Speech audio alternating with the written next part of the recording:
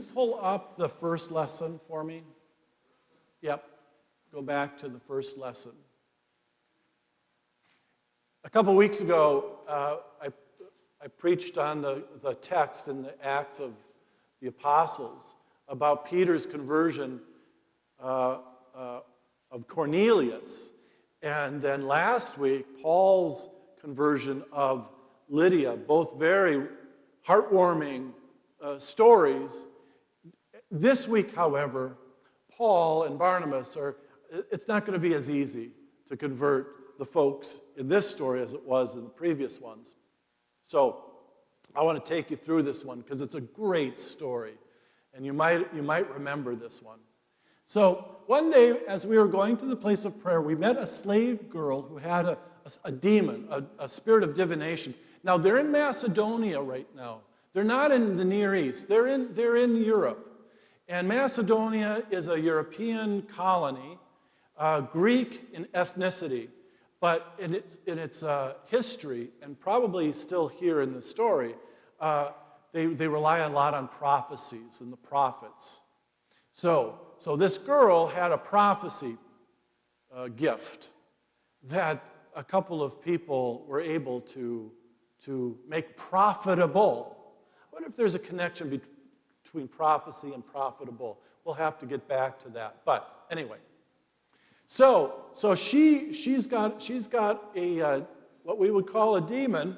And the thing is, when you read the scriptures, when you read the New Testament, there's always one group that knows who Jesus is right away. Can you name them? The demons do. Every time he walks on the scene, those demons know exactly who Jesus is. What do you have to do with us, Son of the Most High? Well, this demon knows Paul and Barnabas are sent from Jesus. They have the authority and the power of Jesus. And so they met this girl. And next slide. She would say, "These men are slaves of the Most High God who proclaim to you a way of salvation." Now, I don't know about demon stuff, but I would think that a demon would want to kind of keep that one quiet instead of proclaiming it all over the place, right? Well, it says here that Paul gets annoyed with her. He doesn't act on compassion. He just gets annoyed with her always going around saying, there they are, the slaves of the Son of the Most High. So Paul, you can just say, all right, out you go, demon, if it were only that easy, really. "I order you in the name of Jesus Christ to come out of her," and it came out of that very hour. Next slide, please.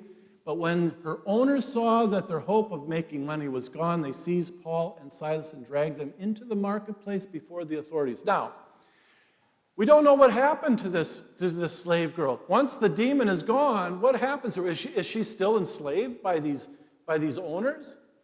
We don't know.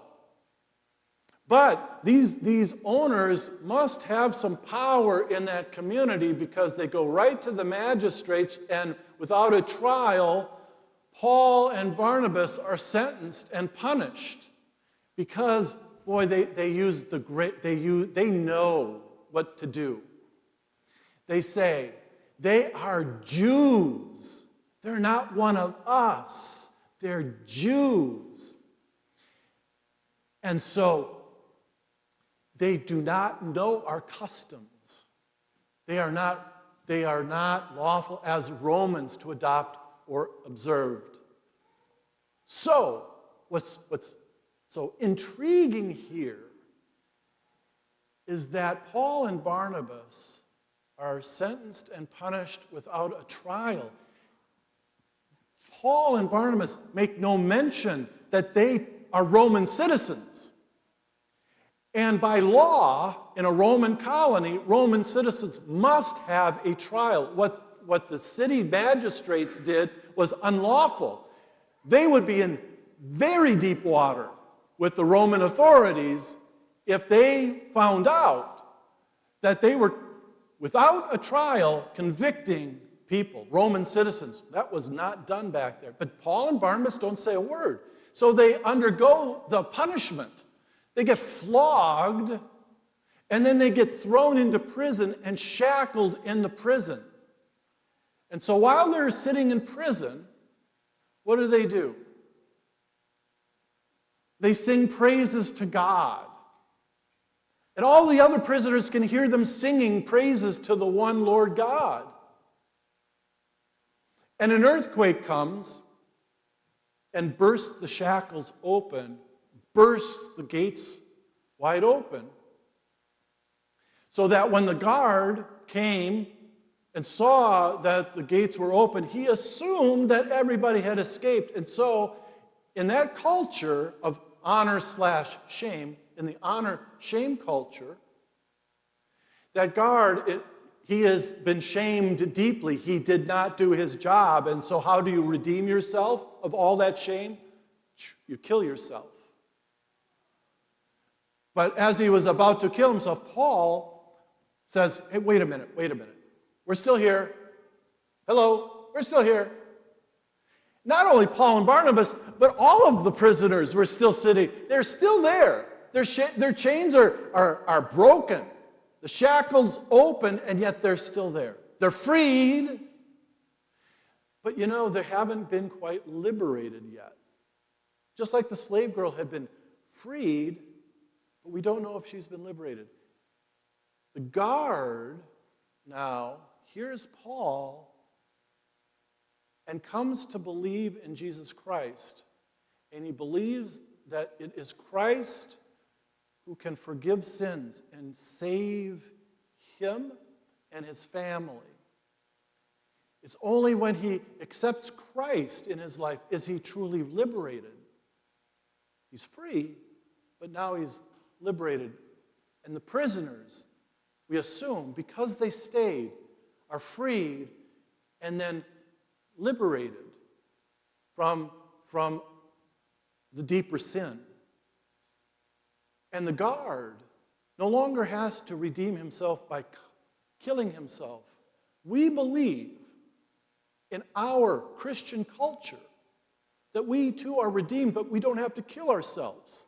Someone has already been killed for us, for our redemption. Christ died, was executed on a cross, bringing all that shame on himself.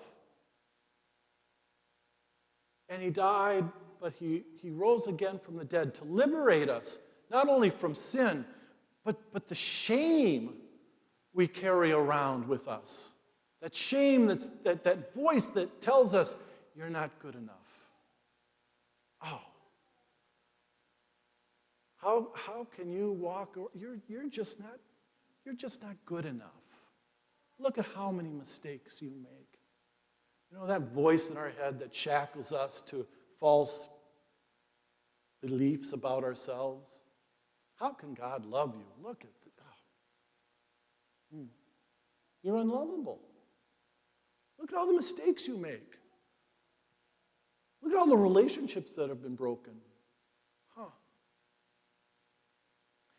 We are shackled. And some people have been and are shackled. They're shackled by their own minds. And I'm talking about people who suffer mental illnesses. That they're shackled by an illness of the mind.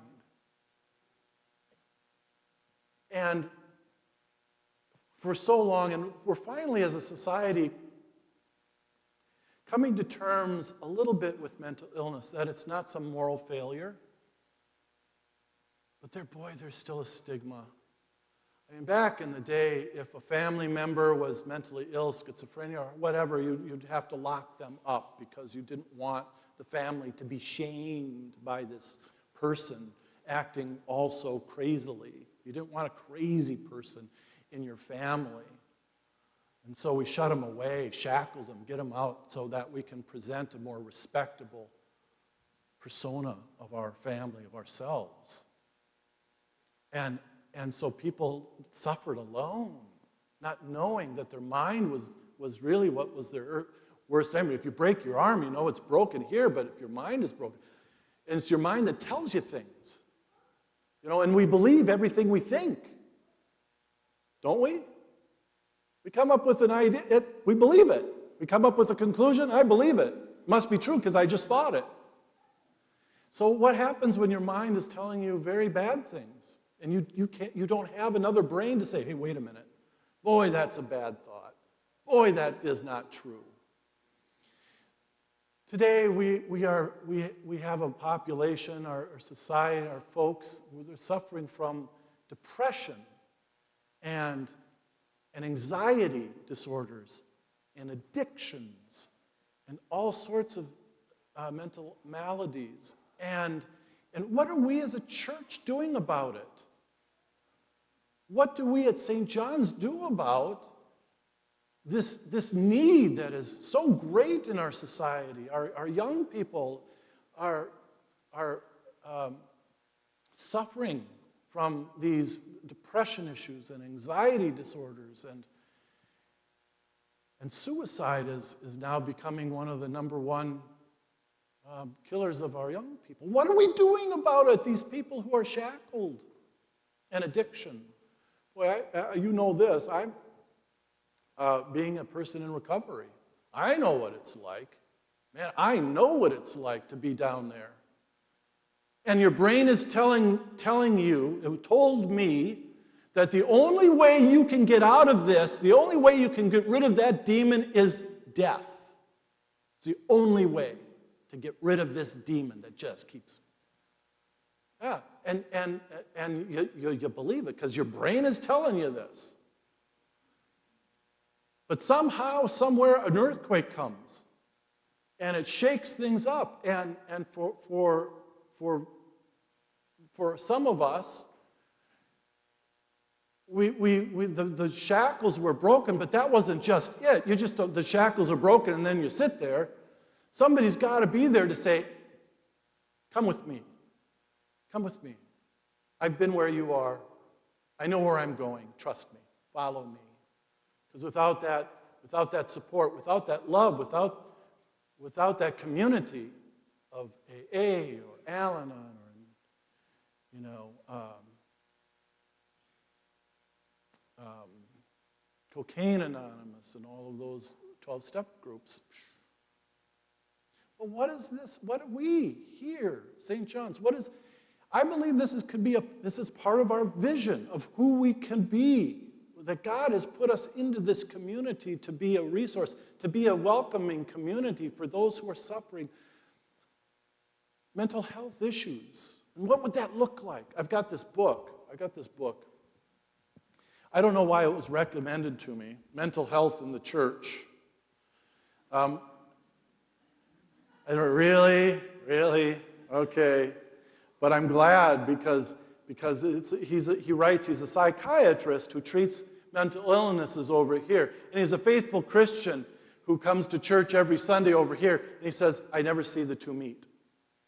Why? Why is that? And so he's written a book saying, here's a roadmap for your congregation of how you can do this. And I would like to begin exploring this as a community of faith. How do we become that place of hope where people can come and we can say, come with us, trust us. We know where we're going. We love you. We accept you for who you are. And you don't have to feel any shame about who you are. Because we've all been redeemed by Jesus Christ. All of our shackles, we've all been shackled. We still are in many ways. But we know we have a liberator. We know we have a God who says you don't have to live like that anymore. Get rid of the shame. Get rid of the guilt. Live a new life today. Let's be that community. I would love to finish this story, and I would love to finish this sermon by saying, and the slave girl found the church, and she lived happily ever after. Well, I hope she found the church. I don't know about living happily ever after. You know, that's fairy tales, but I hope that she found a place where she could live a good life, freed and liberated from the past and from the demon, so that she can continue to worship the one true God, not be enslaved to that God, but to be freed to serve that God like us. All right? Okay? Amen.